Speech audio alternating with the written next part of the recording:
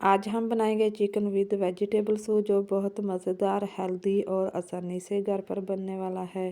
Recipe शुरू करते हैं। बिस्मिल्लाहिर्रहमानिर्रहीम। जे मेरे पास 1 पाव चिकन है, साथ थोड़ी थोड़ी सब्जियां ली हैं, जिसमें बंद गोभी, शिमला मिर्च और गाजरें हैं। कढ़ाई में ऑयल डाल लिया है। अब हम इसमें चिकन को डालेंगे। साथ 2 बड़ी काली इलायची और 2-3 दालचीनी के पीस डाल देंगे और इसको 3 से 4 मिनट तक फ्राई करेंगे, ताकि इसका कलर थोड़ा सा चेंज हो जाए और इसकी स्मेल वगैरह ख़त्म हो जाए।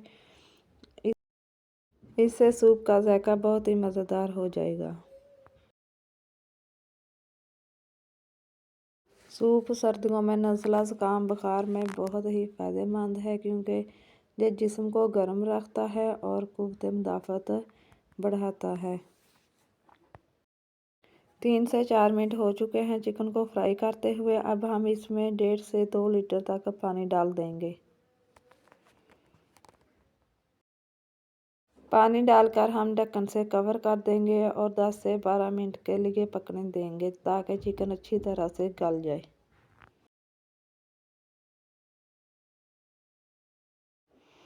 चिकन हमारा अच्छी तरह से गल चुका है।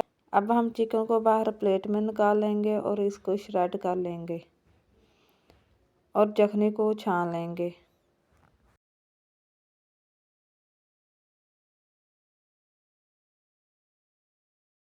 अब हम चिकन को अच्छे से श्रेड कर लेंगे, ताकि ये सूप में आसानी से हल हो जाए।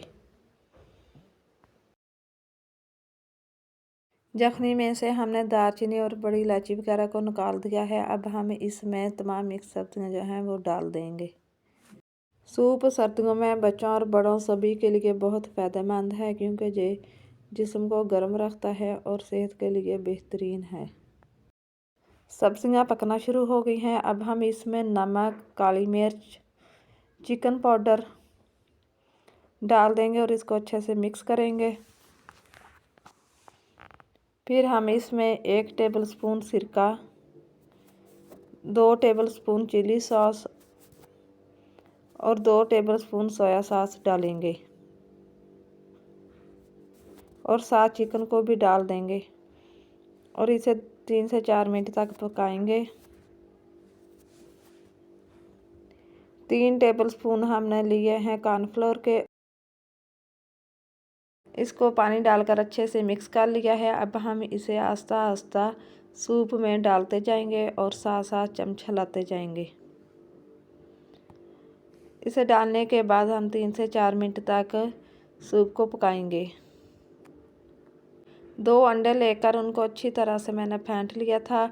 अब हम इसे भी थोड़ा थोड़ा करके आस्ता आस्ता डालते जाएंगे और साथ साथ चम्मच हिलाते जाएंगे। अंडे डालने के बाद 2 से 3 मिनट तक मज़ीद पकाएंगे।